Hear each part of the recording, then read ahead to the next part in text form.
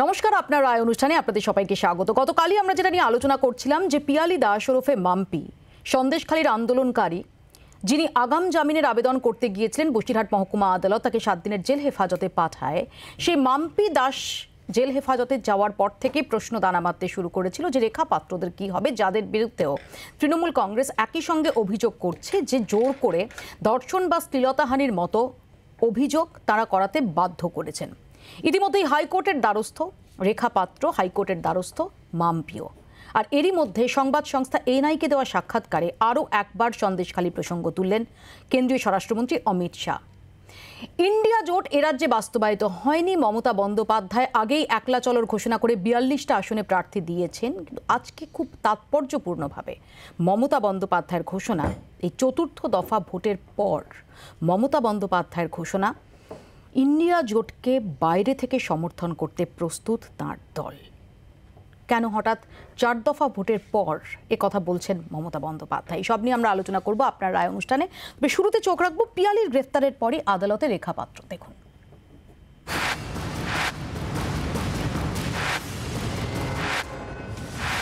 মঙ্গলবার আদালতে জামিন চাইতে গিয়ে আদালতের নির্দেশে গ্রেফতার হন সন্দেশখালীর অন্যতম আন্দোলনকারী ও বিজেপি কর্মী পিয়ালি দাস ওরফে মাম্পি। 6 সঙ্গে গ্রেফতারের পর এবার আদালতে দ্বারস্থ বসিরহাটের বিজেপি প্রার্থী রেখা পাত্র। বুধবার কলকাতা হাইকোর্টে মামলা করেন রেখা। তার বিরুদ্ধে কোথায় কটা মামলা হয়েছে তা জানতে চেয়ে হাইকোর্টে দ্বারস্থ হন বিজেপি প্রার্থী। পাশাপাশি তার বিরুদ্ধে যেন কোনো কড়া পদক্ষেপ না করা হয় তারও আবেদন জানিয়েছেন রেখা। বের মজুরে তৃণমূল কর্মীকে মারধরের অভিযোগে সোমবার গীতা বর নামে স্থানীয় এক মহিলাকে গ্রেফতার করে পুলিশ। এদিন তার পরিবারের সঙ্গে দেখা করতে যান রেখা। পুলিশের ভূমিকা নিয়ে উগরে দেন এক রাশ ক্ষোভ। যারা দোষী তাদেরকে কেন অ্যারেস্ট করা হচ্ছে না, যারা দোষী না, যারা সাধারণ পাবলিক তাদের কেন অ্যারেস্ট হচ্ছে? সিরাজ ডাক্তার, যাকে এই শেখ শাহজাহানের ভাই, যাকে এখনো খুঁজে পাওয়া যাচ্ছে না, সে তো এখনো খোলা বাজারের মতো তো ঘুরে বেড়াচ্ছে। এটা কোন আইনের কোন ধারায় লেখা আছে যে সাধারণ মানুষ বিনা দোষে জেল কাটবে? রাতের অন্ধকারে রাজ্যের পুলিশ এসে ঘরের দরজা ভেঙে মা বোনেদের তাদের নোংরা ভাবে তাদের চোবে না, তাদের নোংরা ভাষায় গালাগালি করবে? এটা কোন ভাষায় লেখা আছে, কোন আইনে লেখা আছে? এফআইআর খারিজের আর্জি জানিয়ে এদিন হাইকোর্টে দ্বারস্থ হন গ্রেফতার হওয়া পিয়ালি দাসও। বৃহস্পতিবার বিচারপতি জয় সেনগুপ্তের এজলাসে পিয়ালি ও রেখা দুজনেরই আবেদনের শুনানি হওয়ার সম্ভাবনা। যারা রেপের ভিকটিম ছিল তাদেরকে তুলে পুলিশ নিয়ে যাচ্ছে, তাদেরকে অ্যারেস্ট করছে। This is a bigger thing, যে কেন আজকে তাদের এই প্রতিবাদকে বন্ধ করে দেওয়ার জন্য, যাতে ওদের মুখ বন্ধ হয়ে যায়, এগুলো করা হচ্ছে। রেখা পাত্র যেটা বলেছিলেন যে রাষ্ট্রপতি ভবনে যারা গিয়েছেন তারা আসল নির্যাতিতা নন, কারা যে গেল বুঝতে পারলাম না, তার কি হবে? উনি আগে তার ব্যাখ্যা দিন। এই রেখা পাত্র ভিডিওতে পরিষ্কার দেখা যাচ্ছে বলছেন তারা নির্যাতিতা নন, অর্থাৎ কোনো ভাড়াটে কাউকে নিয়ে যাওয়া হয়েছে, অভিনয় করতে নিয়ে যাওয়া হয়েছে। সেটা কোথা থেকে নিয়ে গেল সেটা আগে রেখা পাত্র ক্লিয়ার করুন। একের পর এক স্টিং ভিডিও প্রকাশ্যে আসার পর সন্দেশখালী নিয়ে রাজ্য রাজনীতির পাশা কিছুটা হলেও উল্টে গিয়েছে। অক্সিজেন পেয়েছে ঘাসফুল, উল্টে ব্যাকফুটে বিজেপির। এই পরিস্থিতিতে বুধবার সন্দেশখালী যান বিজেপির আইনজীবী নেত্রী প্রিয়াঙ্কা টেবরেওয়াল। আন্দোলনকারী মহিলাদের আইনি সাহায্যের আশ্বাস দেন তিনি। সন্দেশখালীতে পাল্টা ধিক্কার মিছিল করে তৃণমূল। ক্যামেরায় অরিন্দমের সঙ্গে বিক্রম ও অর্ণবাংশু, রিপোর্ট জি 24 ঘন্টা। আমাদের সঙ্গে রয়েছেন বিজেপির পক্ষ থেকে অভ্র সেন, কংগ্রেসের পক্ষ থেকে অভিষেক ব্যানার্জি, সিপিআইএম এর পক্ষ থেকে শুভজিৎ সরকার, রাজনৈতিক বিশ্লেষক সুমন ভট্টাচার্য এবং কিছুক্ষণের মধ্যে আমাদের সঙ্গে যোগ দেবেন তৃণমূল কংগ্রেসের পক্ষ থেকে শান্তনু সেন।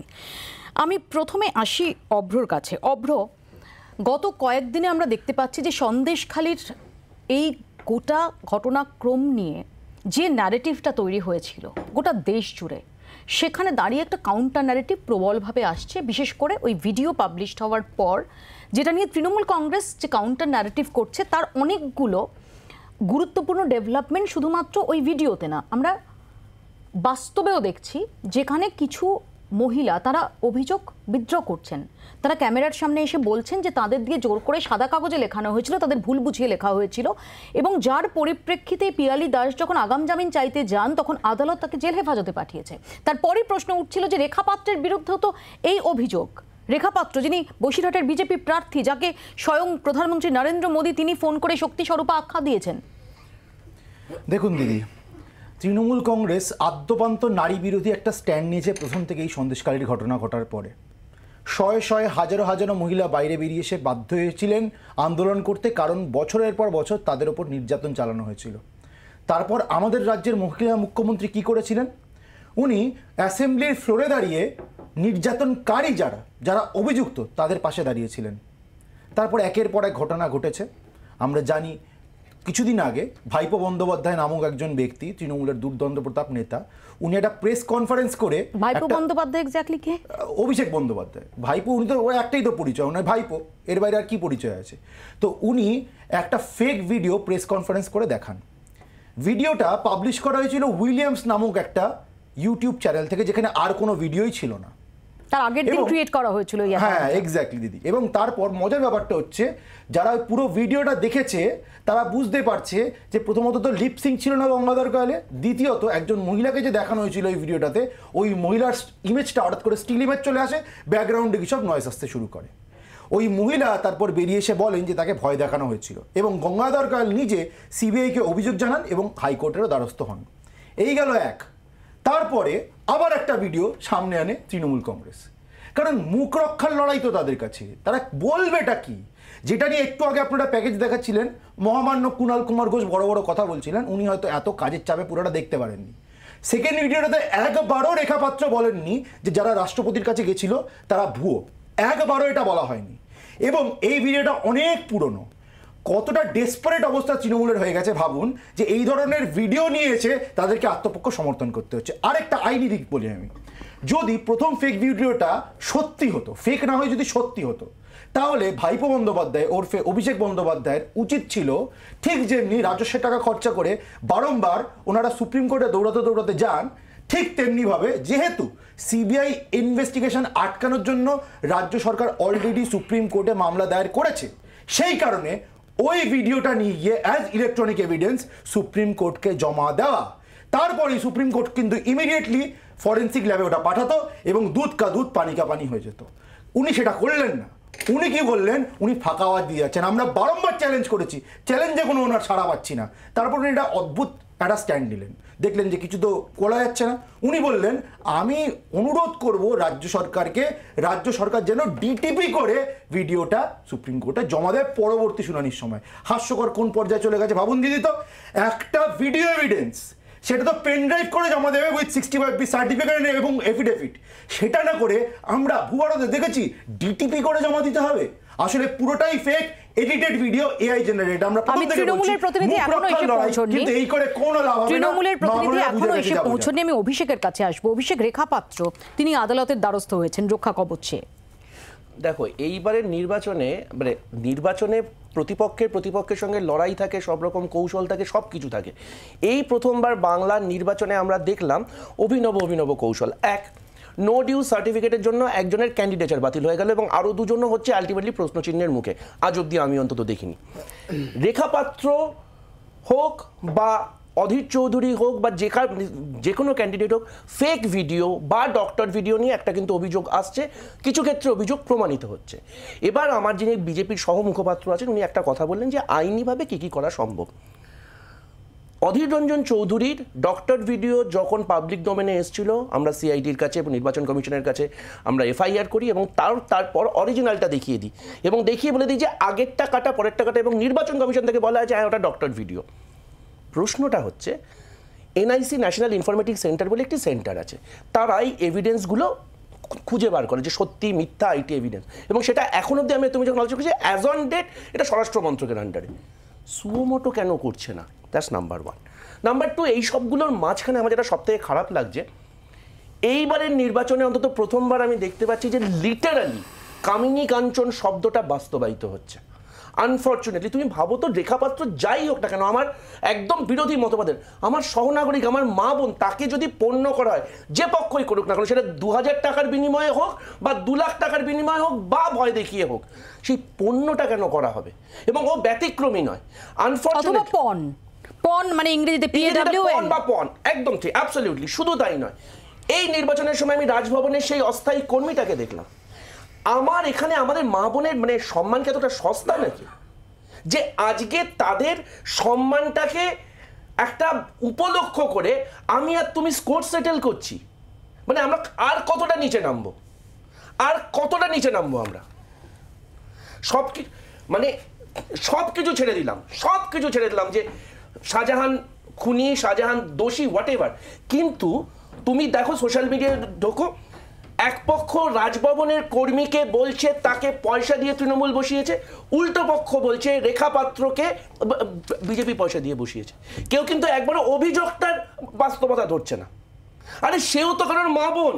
আমি আসবো, ইতিমধ্যেই আমাদের সঙ্গে এসে যোগ দিয়েছেন তৃণমূল কংগ্রেসের পক্ষ থেকে শান্তনু সেন। আমি শান্তনুদার কাছে আসবো। শান্তনুদা, আপনি আসার আগে অভ্র খুব প্রবলভাবে অভিযোগ করছিল যে আপনারা একটা ফেক ভিডিও, যে ভিডিও কারা তুলেছে, কারা পাবলিশ করেছে তারই এখনো হদিশ পাওয়া যাচ্ছে না।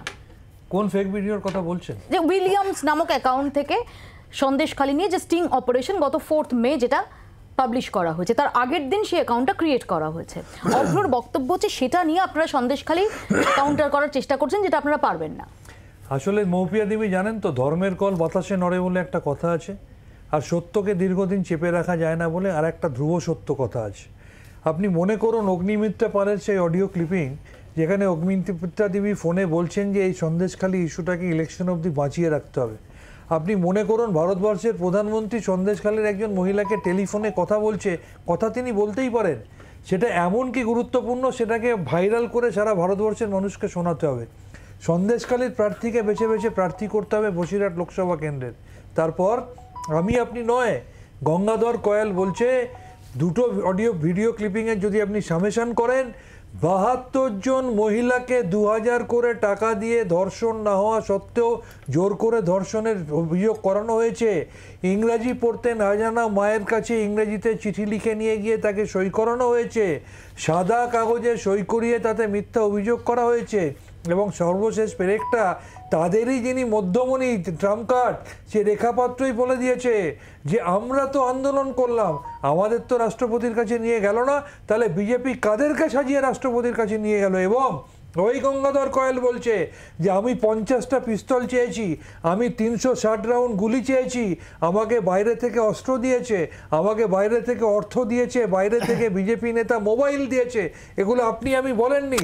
এবং এই জিনিসটার সামনে আসার পর তাদের পায়ের তলার মাটি এমনভাবে নড়ে গেছে, একটা মিথ্যাকে ঢাকার জন্য আরও মিথ্যাচার করছে। তারপরে দেখা গেল আরেকজন নেত্রী, সে তার কাছে যখন বলছে অভিযোগ আমি প্রত্যাহার করব, বলছে তাহলে 20 লক্ষ টাকা দিতে হবে, তা না হলে অভিযোগ প্রত্যাহার করা হবে না। আসলে পুরো চিত্রনাট্যটা যে পরিকল্পিত চিত্রনাট্য ছিল, সেটা যে এইভাবে করতে চায়। কিন্তু অভ্রর কাছে আসার আগে আমি একটু শুভজিতের কাছে আসবো। শুভজিৎ, দেখুন, তৃণমূল বিজেপির এই আকচি দেখে বাংলার মানুষ অভ্যস্ত হয়ে গেছে এবং বুঝতেই পারছে, খুব স্বাভাবিক কথা। আজকে একটা ঘটনা, একটা ভিডিও চলে এসছে আমাদের সামনে, বিজেপির কোন নেতা কি বলেছে, এই দিয়ে তো এর মানে চলে আসে না যে বাকি এত মহিলা যারা কমপ্লেন করলো তারা সবাই মিথ্যা হয়ে গেল। আসলে দেখুন, বিজেপি চেয়েছিল এই বিষয়টাকে পলিটিক্যাল ইউজ করতে, কিন্তু আমার খুব খারাপ লাগছে এটা ভেবে যে আমার পশ্চিমবাংলার মা বোনরা আজকে এই জায়গায় চলে যাবে যে একজন কেউ 2000 টাকার গল্প বলবে বা কেউ অন্য একটা ইকুয়েশন, অন্য একটা অঙ্কর কথা বলবে। কিন্তু আসলে এটা করতে গিয়ে হচ্ছেটা কি, সন্দেশখালীতে যে সাধারণভাবে মানুষ যে অত্যাচারিত হয়েছে, ওখানকার মহিলাদের যে জীবন জীবিকা এবং সার্বিকভাবে তাদের সম্মান নিয়ে খেলেছে ওখানকার তৃণমূলের নেতারা, এটা তো পরিষ্কার হয়ে এসছে। এবার আইনের পথে চলবে, আইনি ব্যবস্থার মাধ্যমে যদি দেখা যায় যে কেউ দোষী কেউ নির্দোষের প্রমাণ হবে। কিন্তু তৃণমূল তো তৎপর অন্য কারণে, শাহজাহানকে বাঁচাতে হবে। শাহজাহানকে যদি এলাকায় ফিরিয়ে না আনা যায়, তার তো বসিরহাট লোকসভা কেন্দ্র থেকে আবার তৃণমূলের প্রার্থীকে লোকসভা পাঠানো যাবে না, এটাই মূল এজেন্ডা। আমি এখানে আসবো, আমি একটু সুমনদার কাছে আসি। সুমনদা, যেহেতু মহিলাদের বিরুদ্ধে ধর্ষণ, মানে মহিলাদের ধর্ষণ এবং শ্লীলতাহানির মতো অভিযোগ উঠেছে, বিশেষ করে যারা সমানাধিকার নিয়ে কাজ করেন, তারা এই ধর্ষণ বা শ্লীলতাহানির সঙ্গে মহিলাদের সম্ভ্রমকে ইকুয়েট করতে চান না। তাই আমি সেটাকে বাদ রেখে বলছি, নারী সুরক্ষার আসপেক্টে বলছি। যেটা একটু অভিষেক বলছিল যে যদি আমরা ধরে নিই যে সন্দেশখালীর এযাবৎকালের যত অভিযোগ সেগুলো সত্যি, তাহলেও যেমন দেখা যায়, আবার যদি দেখা যায় যে সন্দেশখালীর যে অভিযোগগুলো সেগুলো সত্যি নয়, সত্যি টাকার বিনিময়ে বা প্রভাবিত করে বা ভয় দেখিয়ে বা ভুল বুঝিয়ে মিথ্যা অভিযোগ করানো হয়েছে, তাহলেও দুটি ক্ষেত্রেই তো দেখা যাচ্ছে যে নারী সুরক্ষা সেটা আইদার পণ্য হচ্ছে অথবা পণ, ইংরেজিতে যেটা PAWN, ঘুঁটি, রাজনীতির ঘুঁটি হচ্ছে। দেখুন, এটা দুটো আসপেক্ট আছে। প্রথমটা যেটা কংগ্রেসের মুখপাত্র বললেন, তার অন্য আসপেক্টটা নিয়ে, অর্থাৎ যদি ভিডিওটা জাল হয়, 15 দিন কেটে গেছে, এটা তো সত্যি কথা, অধীর চৌধুরীর ক্ষেত্রে ইলেকশন কমিশনে অভিযোগ করা হয়েছিল, ইলেকশন কমিশন পুলিশকে তদন্তের দায়িত্ব দেয়। 11 দিন কেটেছে। হ্যাঁ, দেখা যায় যে ভিডিওটা জাল, সঙ্গে সঙ্গে প্রমাণ হয়ে যায়। আরও একটা ভিডিও যেটা মাননীয় স্বরাষ্ট্রমন্ত্রী অমিত শাহর ডক্টর ভিডিও বলে অভিযোগ ছিল, তার অভিযোগে মানে সেই ঘটনা ডক্টর করার অভিযোগে কংগ্রেসের সোশ্যাল মিডিয়া সেলের একজনকে তেলেঙ্গানা থেকে গ্রেফতার করা হয়েছে। তো যদি ভিডিওটা জাল হয় তাহলে প্রথম ভিডিও বের করার পর দ্বিতীয় ভিডিও বেরিয়েছে, তার মাঝে এটার ফরেন্সিক অডিট হলো না কেন? তার মাঝে এইটা হলো না মানে এই প্রশ্নটা মানে এই প্রশ্নটা তো সবচেয়ে জরুরি, কেন বিজেপি সেইটা করছে না? এটা হচ্ছে প্রথম টেকনিক্যাল পয়েন্ট। এবার যেটা দ্বিতীয় যে প্রশ্নটা আপনি করছেন, সেই প্রশ্নটা যদি আমি উত্তর দেওয়ার চেষ্টা করি, তাহলে আমি আগের দিন বলেছিলাম যে ছোটোবেলায় একটা গান শুনেছিলাম যে রাম তেরি গঙ্গা মাইলি পাপিও সে পাপ ধোতে ধোতে। এখানে গঙ্গা মানে যদি আমি গঙ্গাধর কয়ালকে ধরে নিই, তাহলে প্রশ্ন উঠবে যে গঙ্গাধর কয়াল কাদের পাপ ধুচ্ছিলেন? মানে সে পাপ যে কোনো কারুর হতে পারে, এপাশেরও হতে পারে, ওপাশেরও হতে পারে। কিন্তু মর্যাদা পুরুষোত্তম রাম অর্থাৎ নরেন্দ্র মোদী যেটা নিজেকে প্রজেক্ট করার চেষ্টা করেন, সেইখানে দাঁড়িয়ে তাকেই এটা উত্তর দিতে হবে যে নারী সুরক্ষার জন্য ঠিক কী হচ্ছে। এইটা তো খুব ইম্পর্টেন্ট পয়েন্ট। সেটা রাজভবনের ক্ষেত্রে হতে পারে, সেটা সন্দেশখালির ক্ষেত্রে হতে পারে, সেটা মণিপুরের ক্ষেত্রে হতে পারে। সেটা একমাত্র নরেন্দ্র মোদী উত্তর দিতে পারবেন যে পরপর যে ঘটনাগুলো ঘটছে সেখানে নারী সুরক্ষা। আবার আপনি যে প্রশ্নটা করলেন আমি শুধু সেইটাতে যদি ফেরত চলে যাই যে নারী সুরক্ষার ব্যাপারে তিনি আদতে কতটা সিরিয়াস।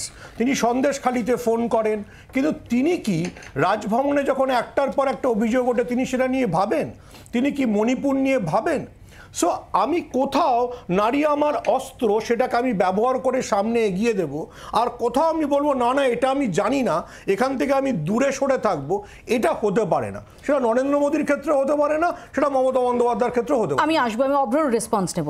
প্রথমত যে সুমনদার টেকনিক্যাল পয়েন্ট বললেন, ওটা আসলে টেকনিক্যাল পয়েন্ট না, ওটা টেকনিকের পয়েন্ট। উনি যেটা উপমা টানলেন সেটা হচ্ছে দুটো জনসভার ভিডিও। জনসভার ভিডিও, ধরুন আজকে এখানে একটা জনসভা হচ্ছে, সেখানে কিন্তু 10টা ক্যামেরা থাকবে, 10টা ভার্সন সেখানে থাকতে পারে। কোনটা যদি ফেক ভার্সন হয় বাকি 9টা ক্যামেরা থেকে কিন্তু সেটা কোরোবোরেট করা সম্ভব হবে। কিন্তু এই যে স্টিং অপারেশন কোট আনকোট বলা হচ্ছে, সেখানকার সোর্স হচ্ছে এই উইলিয়ামস। নিশ্চয়ই ওখানে 10টা ক্যামেরা ছিল না, আর যদি 10টা ক্যামেরা থেকে থাকে তাহলে এই উইলিয়ামস নামক ব্যক্তি, যিনি ভেরি ক্লোজ টু ভাইপো বন্দ্যোপাধ্যায় নিশ্চয়ই হবেন, কারণ উনি সামনে এনেছেন, তা তিনিই নিয়ে গেছিলেন। তাই কোরোবোরেট করাটা কিন্তু বিজেপির এইভাবে সম্ভব নয়। একমাত্র যেই প্রসেসে সম্ভব সেটা হচ্ছে সিএফএসএলে যদি সেই ভিডিওটাকে পাঠানো হয়, এবং যে অভিযোগকারী এখানে তৃণমূল কংগ্রেসের সেকেন্ড ইন কমান্ড, অভিযোগকারীর দায়িত্বের মধ্যে পড়ে দাদা আমি আটকাইনি এই ফাঁকা আওয়াজ না দিয়ে ইমিডিয়েট 24 ঘন্টার মধ্যে গিয়ে সুপ্রিম কোর্টে ওই ভিডিও ফেলে দিক। ডিটিপি করার প্রয়োজন নেই, পুরো এভিডেন্সটা ফেলুক। এবং কয়েকটা প্রশ্ন ছিল, সেটা আমি উত্তর দিয়ে দিই। মাম্পি দাসের কথাটা আপনি তুলেছিলেন। মাম্পি দাসকে প্রথমে যখন তার বিরুদ্ধে এফআইআর করা হয় সবকটা ছিল বেলেবল অফেন্স। সেই এফআইআর এর সার্টিফাইড কপি যখন কোর্ট থেকে সে তোলে তখন দেখা যায় সবকটা বেলেবল অফেন্স, এবং সেই কারণে সে স্যারেন্ডার করে বেল নিতে যায় তার উকিলের সঙ্গে। তারপর গিয়ে জানা যায় একটা নন বেলেবল সেকশন পুলিশ ওখানে ঢুকিয়ে দিয়েছে তাকে জাস্ট আটকে রাখবে বলে। এবং আরেকটা অভিযোগ উঠলো সাদা কাগজে সই করানো। ক্যাটাগরিক্যালি বলছি যে একজন মহিলা বলেছেন যে সাদা কাগজে তাকে সই করানো হয়েছিল, ওই মহিলার স্বামী তৃণমূলের বুথ সভাপতি। ওনার 4 মাস বাদে মনে পড়েছে যে উনি নাকি সাদা কাগজে সই করেছিলেন। মাঝখানে কি ফাউল প্লে হয়েছে সেটা আর বোঝার অপেক্ষা থাকে না। আর আমার সিপিএমের বন্ধু বড় বড় কথা বলেছে, ওর এটাও মনে রাখা উচিত যে 2013 সালে, তোমরাই বলেছো 2013 সালে নিরাপদ সর্দার হঠাৎ করে ঘুম ভেঙে আমাদের অ্যাসেম্বলিতে বলেছিলেন শেখ শাহজাহান বিশাল বড় ক্রিমিনাল, খুব খারাপ কাজ করছে। কিন্তু 2013 সালেই কিন্তু এই শেখ শাহজাহান তৃণমূল কংগ্রেসে গেছিলেন। তার আগে কিন্তু ওই নিরাপদ সর্দারের ছত্রছায়ায় ইনি রাজনীতি করতেন। এই শেখ শাহজাহানের বিরুদ্ধে 47টা এফআইআর পেন্ডিং ছিল, 47টা এফআইআর পেন্ডিং ছিল, রাজ্য সরকার কিচ্ছু করেনি। শেখ শাহজাহানের যে সিপিএম এর ব্যাকগ্রাউন্ড ছিল এটা তুমি জানতে না? তুমি জানতে না? তুমি জানতে না শেখ শাহজাহান সিপিএম ছিল? সুমনদা এক এক করে আসবো, তোমাকে একটু ভালো করে পাঠটা করতে হবে। সুমনদা আসবো, ভালো করে পাঠটা করতে হবে। যখন নিরাপদ সর্দারকে ডাইরেক্ট প্রশ্ন করা হয়েছে না, উনিও ঢোক গিলেছেন। নিরাপদ সর্দারকে যখন ডাইরেক্ট প্রশ্ন করা হয়েছে উনিও ঢোক গিলেছেন। উনিও আসবো। এক সেকেন্ড সুমনদা কিছু বলতে চান? সুমনদা, বিজেপি কি আমাদের মূর্খ না পাগল ভাবে? আমরা যখন আউটলুক পত্রিকার হয়ে বা মনোজ প্রভাকরকে স্টিং করেছিলাম তখন কি 6টা ভিডিও ছিল, সেটার ফরেন্সিক অডিট হয়েছিল। আপনি যখন বলিনি, চুপ করুন, আমরা যখন জর্জ ফার্নান্ডেজকে স্টিং করেছিলাম তখন কি 20টা ভিডিও ছিল, 20টা ক্যামেরা ছিল? যে কোনো ভিডিওর ফরেনসিক করার জন্য কি 20টা ক্যামেরা লাগে নাকি?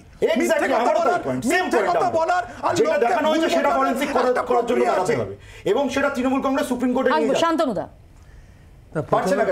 উত্তর নেই অভ্র বাকিদের বলতে হবে। প্রথমে আমি আবার বলি যে বিজেপির প্রতিনিধিকে বলতে হবে একটু শান্ত হয়ে বাকিদের বলতে দিন।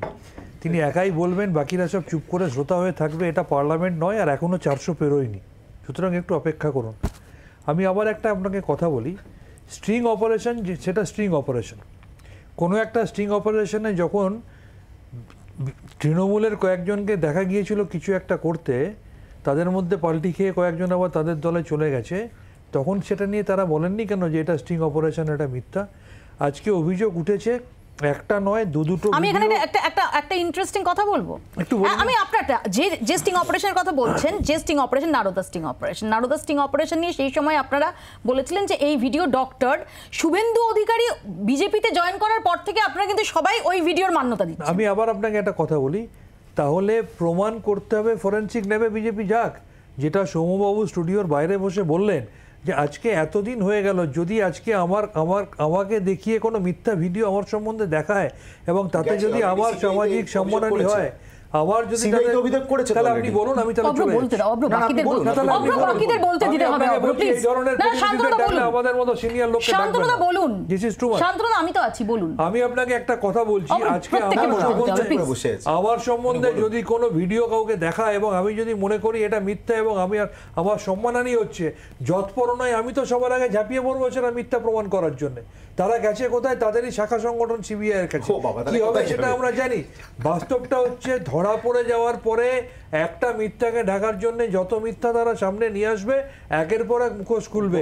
তাদের নারী বিদ্বেষী চেহারা। আমি অভিষেকের কাছে আসবো। অভিষেকের কাছে আসার আগে আমি একটু দেখাবো শান্তনুদাকেও যে অমিত শাহ সংবাদ সংস্থা এনআই কে দেওয়া সাক্ষাৎকারে আরো একবার তার মুখে উঠে এসেছে এই সন্দেশখালী প্রসঙ্গ। দেখুন। एक महिला मुख्यमंत्री के नाक के नीचे धर्म के आधार पर ढेर सारे महिलाओं के साथ दुष्कर्म होता है और वो चुप बैठी हैं।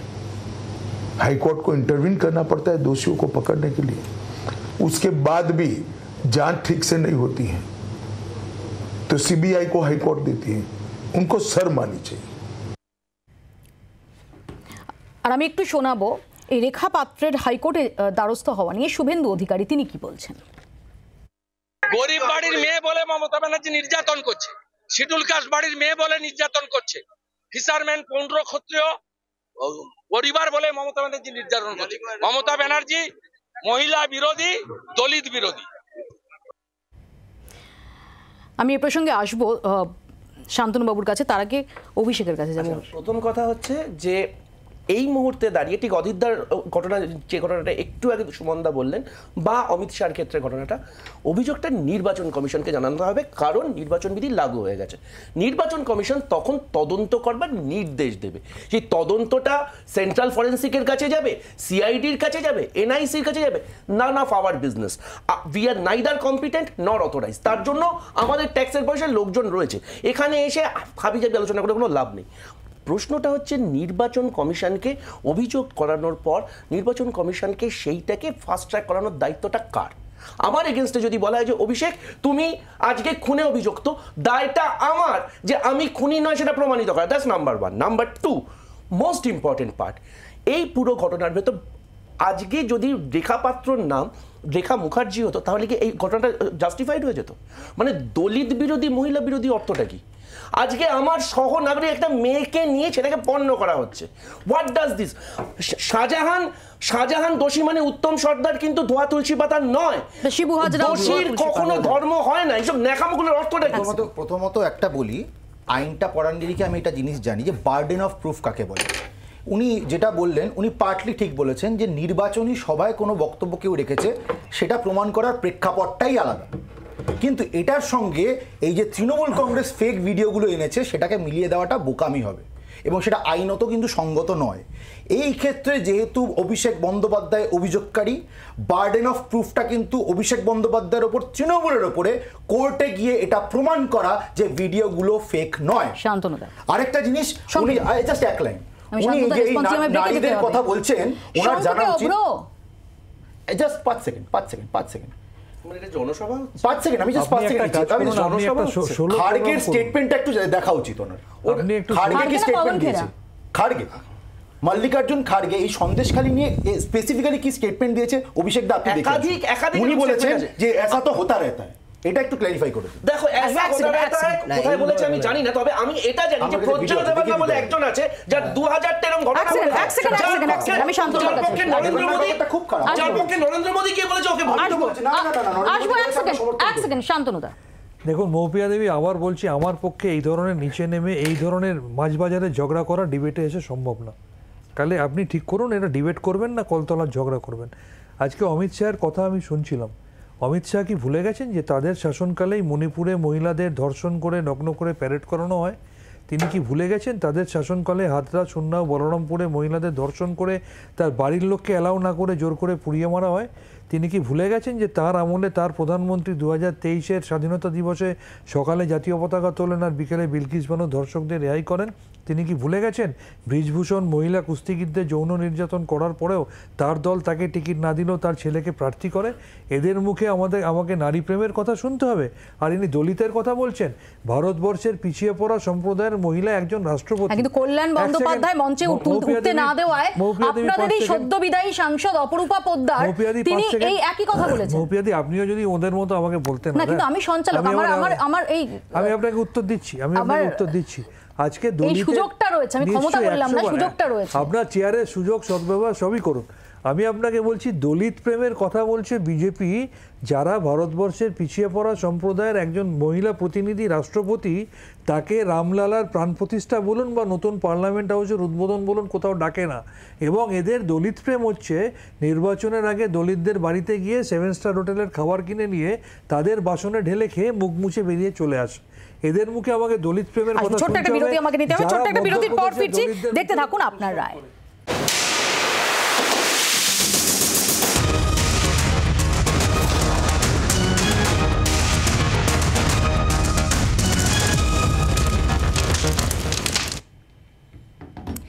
ইন্ডিয়া জোট ক্ষমতা এলে বাইরে থেকে সমর্থন করবে তৃণমূল, চুঁচুড়ার সভা থেকে ঘোষণা করলেন মমতা বন্দ্যোপাধ্যায়। আর চতুর্থ দফার নির্বাচনের পর তৃণমূল নেত্রীর এই মন্তব্য ঘিরে জোর জল্পনা। 24-এর মহাসংগ্রামে 4 দফা শেষ, ভোটের পঞ্চমীর মুখে দাঁড়িয়ে দেশ। তার আগে তাৎপর্যপূর্ণ ঘোষণা করলেন বাংলার মুখ্যমন্ত্রী তথা তৃণমূল নেত্রী মমতা বন্দ্যোপাধ্যায়। ইন্ডিয়া জোটকে নেতৃত্ব দিয়ে বাইরে থেকে সব রকম সাহায্য করে আমরা সরকার গঠন করে দেব। বুধবার হুগলির চুঁচুড়ায় তৃণমূল প্রার্থী রচনা বন্দ্যোপাধ্যায়ের সমর্থনে সভা করেন মমতা। সেখানেই তৃণমূল নেত্রী বলেন, লোকসভা ভোটের পরে দেশে বিজেপি বিরোধী জোট ইন্ডিয়া ক্ষমতায় এলে তাকে বাইরে থেকে সমর্থন দেবে তার দল। ইন্ডিয়া জোট এখানকার বাংলা সিপিএম কংগ্রেসকে ধরবেন না, ও দুটো আমাদের সাথে নেই, ও দুটো বিজেপির সাথে আছে। আমি দিল্লির কথা বলছি। ইন্ডিয়া জোটকে নেতৃত্ব দিয়ে বাইরে থেকে সব রকম সাহায্য করে আমরা সরকার গঠন করে দেব, যাতে বাংলায় আমার মা বোনদের কোনোদিন অসুবিধে না হয়, আমার 100 দিনের কাজে কোনোদিন অসুবিধে না হয়। দেশে ইন্ডিয়া জোটই ক্ষমতায় আসছে বলে 2 দিন আগে বনগাঁর সভা থেকে দাবি করেন মমতা। বিরোধীদের ইন্ডিয়া এবং বিজেপি নেতৃত্বাধীন এনডিএ কত আসন পেতে চলেছে তারও ভবিষ্যৎবাণী করেন তৃণমূল নেত্রী। কালকে পর্যন্ত আমাদের কাছে যে হিসেব আছে তাতে ওরা বড় জোর 190 থেকে 195, আর ইন্ডিয়া জোট 315 ইতিমধ্যেই ক্যালকুলেশন করেছে, 3-4টে পার্টি বাদ দিয়ে। এখনো দেশে বিজেপি বিরোধী ইন্ডিয়া শিবির গড়ার অন্যতম কারিগর মমতা বন্দ্যোপাধ্যায়। রাজ্যে রাজ্যে ইন্ডিয়া শিবিরের একাধিক বৈঠকে যোগ দিয়েছেন, একাধিক জনসভা থেকে দাবি করেছেন Indian national development inclusive alliance, সংক্ষেপে ইন্ডিয়া নামটিও তাঁর দেওয়া। যদিও এ রাজ্যে ইন্ডিয়া জোট হয়নি, কংগ্রেসের সঙ্গে প্রাথমিক আলোচনা শুরু হলেও রাজ্যের 42টি আসনেই একলা লড়ছে তৃণমূল। উল্টে আসন সমঝোতা করে বিজেপির পাশাপাশি তৃণমূলের বিরুদ্ধেও লড়ছে বাম ও কংগ্রেস শিবির। এই পরিস্থিতিতে মমতার বাইরে থেকে সমর্থনের মন্তব্য নিয়ে বাম ও প্রদেশ কংগ্রেস নেতাদের গলায় কটাক্ষের সুর। কিছুদিন আগে বলেছিলেন সিপিএম ইন্ডিয়া জোটকে নিয়ন্ত্রণ করছে, সেই জন্য আমি ইন্ডিয়া জোটে থাকবো না। এখন বুঝতে পারছেন যে ইন্ডিয়া জোটে হয়তো জেতার সম্ভাবনা আছে, তাই তিনি ওই হাওয়া মোড়ক বলে না, তার মতো দিক পরিবর্তন করছেন। যদি এমন পরিস্থিতি তৈরি হয় তাহলে তিনি কিন্তু বিজেপির দিকেই যাবেন। ধর্মতলার ঘোড়ারও এখন হাসাহাসি শুরু করেছে, এখন জল ভাবছেন আর কি, হাওয়া মুরগি ঘুরছে। দেয়ালের উপর বসে থাকা আর কি, বিশ্বাসযোগ্যতা বলে তো কিছু নেই। সর্বভারতীয় তৃণমূল কংগ্রেসকে আর ওনাকে বিশ্বাস করে না। বাইরে থেকে সমর্থন মন্তব্য নিয়ে মমতাকে কটাক্ষ করতে ছাড়েনি গেরুয়া শিবিরও। প্রশ্নই নেই, কোশ্চেন ডাজ নট অ্যারাইজ। এর উত্তর অজিত চৌধুরী, বিমান বন্দর। মমতা ব্যানার্জি কে? হরিদাস পাল 45টা আসনে লড়ছে ইন্ডি জোট। যেদিন ওই স্যান্ডো গেঞ্জিতে বুক পকেট লাগবে না, সেদিনকে উনি প্রধানমন্ত্রী হবেন এই স্যান্ডো গেঞ্জিতে। অতীতে প্রথম ইউপিএ সরকারকে বাইরে থেকে সমর্থন দিয়েছিল বামেরা। 1998 সালে তৈরি হওয়া 13 মাসের অটল বিহারী বাজপেয়ী সরকারকেও বাইরে থেকে সমর্থন দিয়েছিলেন মমতা। এবার ভোটের মাঝে তৃণমূল নেত্রীর বাইরে থেকে সমর্থন মন্তব্য ইঙ্গিতপূর্ণ বলে মন্তব্য করছেন রাজনীতির কারবারিরা। ব্যুরো রিপোর্ট, জি24 ঘন্টা। অভ্র চতুর্থ দফা ভোটের পর, ভোট গ্রহণ পর্বের পর মমতা বন্দ্যোপাধ্যায়ের এই মন্তব্য, বিশেষ করে যখন গোটা দেশ জুড়ে আলোচনা চলছে যে সত্যিই কি আপকি বার 400 পারের যে ডাক, যে লক্ষ্যমাত্রা, সেই লক্ষ্যমাত্রা পৌঁছতে পারবে বিজেপি তথা এনডিএ, সেরকম বরং নাকি অনেকগুলো ইন্ডিকেশন পাওয়া যাচ্ছে যেখানে মনে হচ্ছে যে না, বিজেপির অন্দরমহলেই এই নিয়ে যথেষ্ট চিন্তা রয়েছে। সেরকম প্রেক্ষাপটে দাঁড়িয়ে 4 দফা ভোটের পর মমতা বন্দ্যোপাধ্যায় এবং মমতা বন্দ্যোপাধ্যায়ের যে রাজনৈতিক প্রজ্ঞা, সেটাকে কিন্তু তার বিরোধীরাও আন্ডার এস্টিমেট করেন না। এই সময়ে বক্তব্য, তিনি কি কোনো ইঙ্গিত পাচ্ছেন? মমতা বন্দ্যোপাধ্যায়ের বিশাল রাজনৈতিক প্রজ্ঞা আছে, এটা তো মানে কোনো প্রশ্নাতীত। এতটাই রাজনৈতিক প্রজ্ঞা যে 45টা আসনে লড়ছে তৃণমূল কংগ্রেস। কেন লড়ছে? তারা কি এই বাইরে থেকে, সাইড থেকে, পেছন থেকে, সামনে থেকে ইন্ডি জোটকে সমর্থন দেওয়ার জন্য লড়ছে? মোটেও না। আপনারা যারা দর্শক বন্ধুরা দেখছেন আজকে প্রোগ্রামটা, তারা ইসিআইয়ের অফিসিয়াল ওয়েবসাইট গিয়ে দেখুন এবং জাস্ট প্যারামিটারগুলো দেখুন। সর্বভারতীয় দল হওয়ার জন্য কি কি প্রয়োজন। মিনিমাম 4টে রাজ্যে আসনে লড়তে হয় এবং কয়েক % ভোট পেতে হয়। তো এই আঞ্চলিক তৃণমূল কংগ্রেসের মরিয়া লড়াই হচ্ছে কি করে অল ইন্ডিয়া তৃণমূল কংগ্রেস হওয়া যাবে। কারণ প্রচুর খোঁচা খেয়েছে যে ভাইপো বন্দ্যোপাধ্যায় আঞ্চলিক দলের সর্বভারতীয় নেতা, খুব হাতে লেগেছে। এর বাইরে তৃণমূল কংগ্রেসের আর কিচ্ছু পাওয়ার নেই এই ইলেকশন থেকে। আর আরেকটা কথা বলি, ইন্ডি জোট ধরাশায়ী হবে। ভারতীয় জনতা পার্টি তথা এনডিএর 10 বছরের ট্র্যাক রেকর্ড এবং আগামী 25 বছরের ভিশন, এই দেশকে ডেভেলপ নেশন বানানোর ভিশন। আমরা 400 পার তো হবই, আর একদম গ্যারেন্টি দিয়ে এখানে বলে যাচ্ছি 4 জুন দেখা হবে এই তৃণমূল কংগ্রেসের কি ধরাশায়ী অবস্থা হয় আমরা প্রত্যেকে দেখতে পারবো এবং জনগণ ডাস্টবিনে ফেলে দেবে তৃণমূল কংগ্রেসকে। না, আমি খুব ভয় পাচ্ছি 4 জুনের পর যদি সূর্য পশ্চিম দিকে ওঠে আর ওরা যদি 400 পেয়ে যায়, তাহলে আপনার স্টুডিওতে এলে এখন যাভাবে ব্যবহার করছে তখন তো মনে হয় মেরেই তাড়িয়ে দেবে। না না, আমি তো আশা করা যায় আমি তো থাকবো, জীবিত থাকবো, থাকবেন একটু আমাদের দেখবেন, আশা করি জীবিত থাকবো। আর আরেকটা কথা বলি, আমি আমার ভাতৃপ্রতিম বা বন্ধুপ্রতিম যাই বলুন, বিজেপির প্রতিনিধিকে বলবো একটু ভারতবর্ষের রাজনীতির ইতিহাসটা ভালো করে দেখে নিন। এইচ.ডি. দেবেগৌড়া, আই.কে. গুজরাল, চন্দ্রশেখর, এরা ভারতবর্ষের প্রধানমন্ত্রী হয়েছে। কটা করে আসন পেয়েছিল সেটা দেখে নিন। তৃণমূল কংগ্রেস ভারতবর্ষের 3য় বৃহত্তম রাজনৈতিক দল এবং ম্যাডাম একটু আপনি তো ওকে একবারও ইন্টারাপ্ট করেননি। আমাকে কি একদম পছন্দ না? না, আমি ইন্টারাপ্ট তখন করি যখন আমার সরল মনে কিছু সরল প্রশ্ন দানা বাঁধে। না, আমার বেলা আপনি অতি সরল কেন হয়ে যান এটাই আমার মনে, এই সরলতাটা আমি ব্যাখ্যাটা পাচ্ছি না। 3rd লার্জেস্ট পলিটিক্যাল পার্টি হচ্ছে Trinamool Congress, 2nd largest opposition হচ্ছে তৃণমূল কংগ্রেস, আর ইন্ডিয়া অ্যালায়েন্সের নামকরণটাও করেছেন মাননীয় মমতা বন্দ্যোপাধ্যায়, এটা মাথায় রাখবেন। এবং আগামী দিনে ইন্ডিয়া অ্যালায়েন্স, এনডিএ অ্যালায়েন্সকে ভোকাটা করে বাংলা ভারতবর্ষে যখন নতুন রাজনৈতিক, অর্থনৈতিক, সামাজিক স্বাধীনতা আনবে, তার অন্যতম চালিকা শক্তি হবে 4 বারের প্রাক্তন কেন্দ্রের মন্ত্রী, 7 বারের প্রাক্তন সাংসদ, 3 বারের একটা রাজ্যে নির্বাচিত মুখ্যমন্ত্রী, ভারতবর্ষের একমাত্র মহিলা মুখ্যমন্ত্রী মমতা বন্দ্যোপাধ্যায়। না, আমাকে একটু বুঝিয়ে দিন যে বাইরে থেকে নেতৃত্ব নাকি চালিকা শক্তি, কোনটা? আমি আবার বললাম, ইন্ডিয়া অ্যালায়েন্সের অন্যতম চালিকা শক্তি হবে মমতা বন্দ্যোপাধ্যায়। সেটা বাইরে থেকে ভিতর থেকে সেটা আমাদের দল সঠিক সময়ে সিদ্ধান্ত নেবে। অভিষেকের কাছে আসি, কারণ আজকে মমতা বন্দ্যোপাধ্যায় কিন্তু এই কথা যখন বলে দিলেন তখন বলেই দিলেন যে এখানের সিপিএম কংগ্রেস এদের ধরার দরকার নেই, তো দিল্লিতে এরা আমাদের সঙ্গে নেই। দেখো এখনো তো 400 হয়নি, ওই কারণে সংবিধানটাও বদলায়নি, ওই কারণে ওনার বাকস্বাধীনতা আছে। তো যাই হোক, আগে মানে তোমার এই বক্তব্যে দুটো পার্ট আছে। তুমি যদি 19শে এপ্রিল থেকে আজ পর্যন্ত দেখো, শুরু হয়েছিল মোদী সরকার থেকে, মাঝখানে বিজেপি সরকারও, এখন এনডিএ সরকার শুনতে পাচ্ছি। অর্থাৎ তুমি যদি ক্রোনোলজিটা বোঝো কোট আন কোট অমিত শাহর ভাষায়, তাহলে বোঝা যাবে যে আত্মম্ভরিটা কোথাও না কোথাও টাল খেয়েছে। এবার কেন খেয়েছে, কি খেয়েছে, এটা তো 4 তারিখ দেখা যাবে। 2, শুভেন্দু অধিকারী সহ বিজেপির রাজ্য নেতৃত্বদের এত এই গেঞ্জি বারমুডার প্রতি এত ভালোবাসা কেন আমি ঠিক জানি না। আগের বার দিলীপ ঘোষ বলেছিলেন বারমুডা, উনি বলছেন গেঞ্জি। রাজনৈতিক বক্তব্য রাজনৈতিকভাবেও দেওয়া যায়। যাই হোক, ওনার সেই ক্লাস নেওয়ার অনেক সময় থাকবে।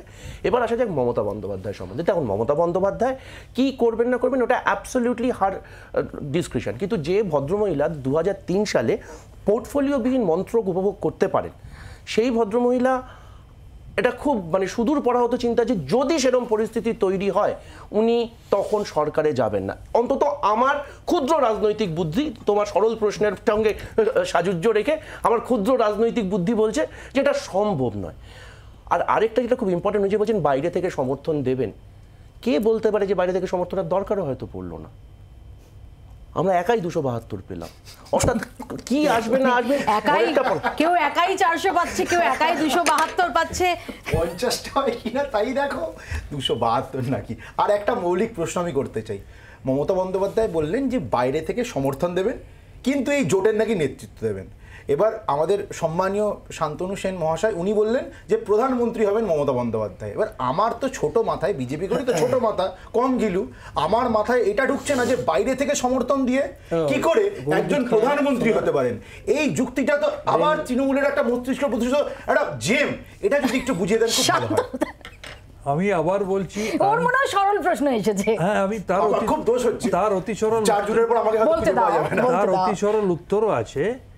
আমি বলতে চেয়েছি, যাকে আপনি আঞ্চলিক দল বলে অসম্মান করছেন, তোমারে বধিবে যে গোকুলে বাড়িছে। আমি বলতে চেয়েছি আঞ্চলিক দলের প্রতিনিধি হয়ে 1টা 2টো 10টা সাংসদ নিয়েও ভারতবর্ষের প্রধানমন্ত্রী হয়েছে। সেখানে তৃণমূল কংগ্রেস তো মিনিমাম 35-40টা সব কিছু মিলে সাংসদ নিয়ে যাবে। সুতরাং তৃণমূল কংগ্রেস যে অন্যতম চালিকা শক্তি হবে সেটা নরেন্দ্র মোদী, মৌপিয়া দেবী লাস্ট কথা, সেটা নরেন্দ্র মোদী জানেন বলেই এতগুলো বিরোধী শাসিত রাজ্যের মধ্যে ইতিমধ্যেই নির্বাচন ঘোষণার আগে থেকে আজ পর্যন্ত মাননীয় নরেন্দ্র মোদী মহোদয়কে এ পর্যন্ত 16টা সভা করতে হয়েছে। ভারতবর্ষে অতীতে কোনো প্রধানমন্ত্রী বাংলায় নির্বাচনকে কেন্দ্র করে লোকসভার সবে 4 দফা, এখনও 3 দফা বাকি, এর মধ্যে 16টা সভা তিনি করে গেছেন। বোঝা যাচ্ছে মমতা ফোবিয়া তাকে কিভাবে গ্রাস করছে। আমি আসবো, আমি শুভজিতের কাছে আসি। শুভজিৎ, আমরা দেখেছিলাম যে 2004-এ UPA 1 সেখানে যে সারপ্রাইজ এলিমেন্ট ছিল, সে সময় বামেরা তারা বাইরে থেকে সমর্থন দিয়েছিল, এবং বামেদের যে সাংসদ সংখ্যা সেটা যথেষ্ট সিগনিফিকেন্ট ছিল, এবং সেই সময় দাঁড়িয়ে যেটা আগে ভাবা যায়নি, বাইরে থেকে সমর্থন দিয়েছিল। মমতা বন্দ্যোপাধ্যায় বলছেন যে ইন্ডিয়া জোটকে তারা বাইরে থেকে সমর্থন দেবেন। দেখুন, একজন রাজ্যের মুখ্যমন্ত্রী এবং একজন রাজনৈতিক নেতা, উনি কি বলছেন ওনার ব্যাপার উনি বলতেই পারেন। প্রথম কথা, বিজেপি 400 সিট ছেড়ে দিন 200 সিট পাবে বলে মনে হচ্ছে না, যা নির্বাচন যা হয়েছে, যে অধ্যায় গেছে। সবথেকে বড় কথা, মমতা বন্দ্যোপাধ্যায়কে আমি ফার্স্ট সাইডের লিডার এই কারণে বলি, কারণ বিভিন্ন সময় কখনো বিজেপির সঙ্গে থেকেছেন, কখনো কংগ্রেসের সঙ্গে থেকেছেন, এখন আবার কংগ্রেস বা বামপন্থীদের বা অন্যান্য দলের যে আমরা যে ইন্ডিয়া অ্যালায়েন্স করেছি সেটার সঙ্গে আসার চেষ্টা করছেন। কিন্তু ইনি তো বলেছিলেন কিছুদিন আগে যে আমি নেই, মানে ট্রেনে উঠেছিলেন, ট্রেন থেকে নেমে গেলেন, আবার মনে হলো না ট্রেনটা বেশ ভালোই যাচ্ছে, তাহলে উঠে যাই, এরকম একটা পদ্ধতি বোধহয় ভাবছিলেন। আসলে মমতা বন্দ্যোপাধ্যায়ও জানেন যে ইন্ডিয়া অ্যালায়েন্স 4 জুন ক্ষমতায় আসবে।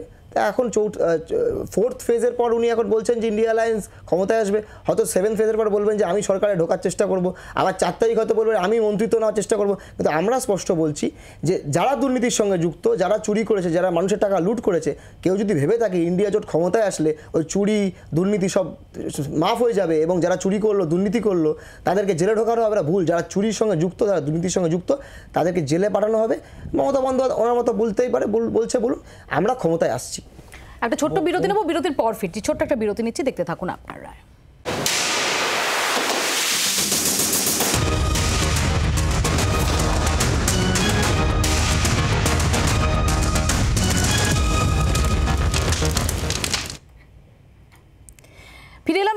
সুমনদার কাছে আসবো। সুমনদা, চতুর্থ দফার ভোট গ্রহণের পর মমতা বন্দ্যোপাধ্যায়ের এহেন মন্তব্য, সেটা কি যথেষ্ট হিসেব কষা একটা মন্তব্য, নাকি ভোটের আগে জাস্ট একটা রেটরিক? আমি একটু অন্যভাবে বলার চেষ্টা করি মৌপিয়া। আমি এই জন্যেই মানে এখানে কংগ্রেস মুখপাত্র অভিষেক বন্দ্যোপাধ্যায়ের এত ফ্যান। উনি কিন্তু একবারও ওনার দলের যে ভদ্রলোক ফোনও দিলেন তার মতো কংগ্রেস বা তৃণমূলের কোনো সম্ভাবনা নেই এটা বললেন না। তিনি কিন্তু জিয়ে রাখলেন। তিনি জানেন নাম্বার ম্যাটার্স। ভালো ছাত্র অভিষেক এটা জানেন। এবার বামেদের কথা, বিকাশ ভট্টাচার্যের আপনারা ফোনও নিলেন। বিকাশ ভট্টাচার্যের জানা উচিত যে সংসদই তৈরি হোক সেখানে তামিলনাড়ু থেকে স্ট্যালিনের ভরসায় আর যদি অন্য কোথাও থেকে একটা আধটা সাংসদ যায় তাহলে বামেদের খাতা খুলবে, না হলে বামেদেরকে আবার পার্লামেন্টের বাইরে থেকেই পুরোটা দেখতে হবে। ফলে অন্যদের সম্পর্কে মন্তব্য করবার আগে বিকাশ ভট্টাচার্যকে বুঝতে হবে উনি কোথায় দাঁড়িয়ে আছেন। আর বিজেপির মুখপাত্রকে আমি এটা বলি যে 400 পার তো চৌঠা জন নিশ্চয়ই দেখা যাবে। অনেক বিজেপি মুখপাত্র কিন্তু মানে বক্তৃতা শেষে টেলিভিশন প্যানেল থেকে বেরিয়ে বাইরে জিজ্ঞেস করছে যে 4 জুনের পর আমার সিকিউরিটি গার্ড থাকবে তো, এই প্রশ্ন কিন্তু আছে। ফলে সিকিউরিটি গার্ড না থাকলে বিজেপির অনেক মুখপাত্র বা তাবড় নেতা কতটা দাপট নিয়ে ঘুরে বেড়াবেন সেই প্রশ্ন আছে। সুমন, আমরা একই সঙ্গে বলবো যে এই প্যানেলের বাইরে কে কি নিয়ে আলোচনা করলেন সেটা আমি প্যানেলের বাইরের প্রসঙ্গটা এই কারণে বললাম যে পলিটিক্যাল রিয়ালিটিতে তো প্রত্যেকটা জিনিস ভাবতে হয়। সো ভারতবর্ষের যে রাজনৈতিক পরিস্থিতি সেখানে তেলেগু দেশম, তৃণমূল এরকম বা বিজেপি এরাই অনেক আসন নিয়ে যাবে। ফলে তাদের নাম্বার ম্যাটার করবে। ফলে মমতা বন্দ্যোপাধ্যায় যদি আগে থেকেই দরজা খুলে রাখেন তাহলে তো সেটাতে অসুবিধে নেই। এবার আমি প্যানেলের ভেতরে যেটা কথা সেটা বলি, যে নরেন্দ্র মোদী দিনের পর দিন বক্তৃতায় বলেছিলেন যে মুসলিমদের বিরুদ্ধে ঘৃণা ভাষণ করেছিলেন, তিনি বেনারস পৌঁছতে পৌঁছতে বলেছেন যে আমি হিন্দু মুসলিম করলে রাজনীতি থেকেই সরে যাব। আজকে টুইট করে বলেছেন, মানে বিবৃতি দিয়ে বলেছেন যে আমি ছোটবেলা থেকে মুসলিমদের মধ্যে বড় হয়েছি। 7 দফা পেরোতে পেরোতে উনি আর কি বলবেন তার জন্য একটু বিজেপি নেতার আগে ধৈর্য ধরুন, তারপর তো 400 পারটা বলবেন। খুব সংক্ষেপে সুমনদা একমাত্র মানুষ যিনি শুনেছেন যে নরেন্দ্র দামোদর দাস মোদী এরকম সাম্প্রদায়িক কথা বলেছেন, উনি কবে শুনেছেন, কিভাবে শুনেছেন, কি প্রেক্ষাপটে শুনেছেন উনি সেটা বলতে পারলেন না। উনি অনেক আজগুবি গল্প বললেন। কিন্তু আমি একটা কথা বলি, সুমনদার সমস্যা যেটা হচ্ছে, সুমনদা আপনি একটু প্লিজ চশমার পাওয়ারটা চেঞ্জ করেন, উইথ ডিউ রেসপেক্ট আমি বলছি। কারণ সামনে আপনার চোখের সামনে যখন হুমায়ুন কবির মুর্শিদাবাদের বুকে দাঁড়িয়ে বলে 70% আমরা এখানে, 30% জনতা যারা তাদেরকে কেটে 2 ঘন্টার মধ্যে ভাসিয়ে দেওয়া চলে, তখন আপনি শুনতে পান না, দেখতে পান না। এটা তো আপনার দেখা উচিত। আরেকটা আমি জিনিস বলবো, তখন মুখ্যমন্ত্রীও কিছু বলেন না, এটা নিয়ে আপনার বক্তব্য রাখা উচিত। এবং হুমায়ুন কবিরকে আমরা দাবি করেছিলাম যে ইলেকশন কমিশন কেন সুমোটো ভাবে তাকে গ্রেফতার করবে না, কিন্তু তার মানে এটা দাঁড়ায় না যে মোহাম্মদ শামীকে পদ্মশ্রী দেওয়ার অব্যবহিত পরের দিন আলটিমেটলি নরেন্দ্র মোদী বলেছিলেন কোট অ্যান্ড কোট সব মুসলিমদের শরণার্থী হিসেবে উনি এক ভাষায় দেখে দিয়েছিলেন। আমি যদি একটা লাইন দিয়ে অ্যাড করতে চাই, 2004-এর ইতিহাস আমাদেরকে কি দেখিয়েছে জানো তো, ভারতবর্ষের নাগরিকটা না গ্রেট লেভেলার। তারা যেই মুহূর্তে দেখে যে আলটিমেটলি প্রোডাক্টের থেকে প্রমোশন বা প্যাকেজিং বড় হয়ে যায়, তখন সেই প্রোডাক্টটা শাইনিং ইন্ডিয়া সেই সময় মুখ থুবড়ে পড়ে। এবার বাকিটা কতটা শাইন হচ্ছে সেটা সময় বলবে। প্রোডাক্টের থেকে বড় প্যাকেজিং যেন না। একটু বলি এবারে, আমি বামপন্থী বন্ধু ব্রেকে যাওয়ার আগে কিছু চুরি টুরির কথা বলছিলেন। কেরালায় বামফ্রন্টের মুখ্যমন্ত্রী যেন কে পিনারাই বিজয়ন নাকি, তার এবং তার মেয়ের সোনার কত কোটি টাকার জন্য কেলেঙ্কারি আমরা কিছুদিন আগে দেখলাম। এক আর দ্বিতীয়ত আমি বলি, পার্লামেন্টে একজন বিজেপির সাংসদ আছে রমেশ বিদুরি ছিলেন, তিনি একজন মুসলিম সাংসদ দানিশ আলীকে ধর্ম তুলে পার্লামেন্টের মধ্যে প্রকাশ্যে অপমান করলেন। এথিক্স কমিটি, পার্লামেন্টারি কমিটি চুপ করে বসে রইল। আর মোদিজির সাথে আদানির গোপন আতাত সামনে তুলে ধরার কারণে আমাদের সাংসদ মহুয়া মৈত্রকে তড়িঘড়ি করে তাকে বাতিল করা হলো তার সংসদ পদ, সদস্য পদ। এটা প্রমাণ করে, সময় একদম সংক্ষিপ্ত, আমি তো বলছি আজকে ভারতবর্ষের মন্ত্রিসভায় একটা মাইনরিটি মন্ত্রী নেই। আজকে মহিলা আজকে বলো, তুমি বলো। আসলে কিছুই না, কেরালা তো আমরা দেখিনি যে কেউ 35টা প্লট বানিয়ে রেখেছে কালীঘাট চত্বরের বা চত্বর ভবানীপুর চত্বরে, এরকম দেখিনি। আসলে এরকম কথা তৃণমূলকে বলতে হচ্ছে, তৃণমূল যা বিজেপিও তা একই ব্যাপার। আমরা সহজ কথা, কংগ্রেস, বাম এবং অন্যান্য গণতান্ত্রিক শক্তি, আমরা 4 তারিখে সরকার তৈরি করব। আমাদের সময় একদম শেষ, এখানেই শেষ করতে হবে। এখনো 3 দফা ভোট গ্রহণ পর্ব বাকি রয়েছে। 4 জুন ফলাফল ঘোষণা, 4 দফা ভোটের পর মমতা বন্দ্যোপাধ্যায়ের এই বক্তব্য কি ইঙ্গিত দিচ্ছে, কি হতে চলেছে 4 জুন, কি অপেক্ষা করে রয়েছে সেদিকে আমাদের নজর থাকবে। আপাতত আপনারা এখানে শেষ করছি, দেখতে থাকুন জি 24 ঘন্টা।